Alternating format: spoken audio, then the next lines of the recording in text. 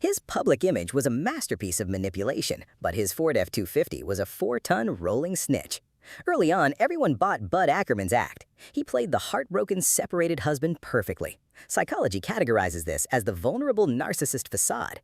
They play the helpless victim while quietly sharpening the knife. Then, his estranged wife's new boyfriend, Davis, ended up dead on an unlit South Carolina road. Bud's explanation was ready instantly. He claimed Davis just magically appeared in the headlights. The defense even cited standard highway reaction times, arguing no driver could stop a heavy truck in under 3 seconds. It's amazing how a guy's night vision only fails exactly when his ex's new lover is crossing the street. And the system bought it. Cops looked at his tears and said, "Yep, just a tragic mistake." Emotional bias is a hell of a drug. But Bud forgot one fundamental rule of the 21st century. You don't drive a vehicle anymore. You drive a massive surveillance computer.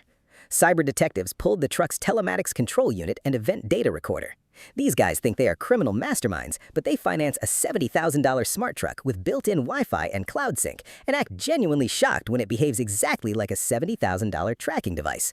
Bud thought the darkness protected him, but his motherboard disagreed. Wi-Fi handshake logs and Bluetooth MAC address polling mapped a highly structured stalking grid. The telemetry proved he had been circling Davis's neighborhood repeatedly. This wasn't an accident, it was predatory surveillance. Then came the vehicular kinematics. Bud cried he didn't have time to brake. The data showed he didn't even try.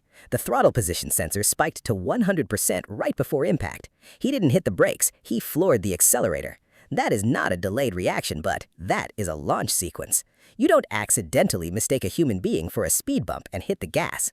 Yet, Bud still took the stand, weaponizing his tears for the jury. But prosecutors had a final piece of math.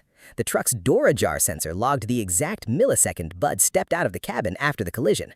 Forensics synchronized that microsecond timestamp with ambient audio captured by a neighbor's Ring camera. The jury listened to the tape. First, the massive impact, then heavy footsteps. Then, instead of dialing emergency services, the tape caught Bud's voice screaming in pure, unhinged rage at the dying man. He tried to play the heartbroken husband, but the algorithm stripped his disguise off in open court. Your fake tears might fool your friends, Bud, but your truck's telemetry doesn't have a soul to manipulate. His public image was fake, and his truck proved it, because the internet archives obsession forever. Hit subscribe.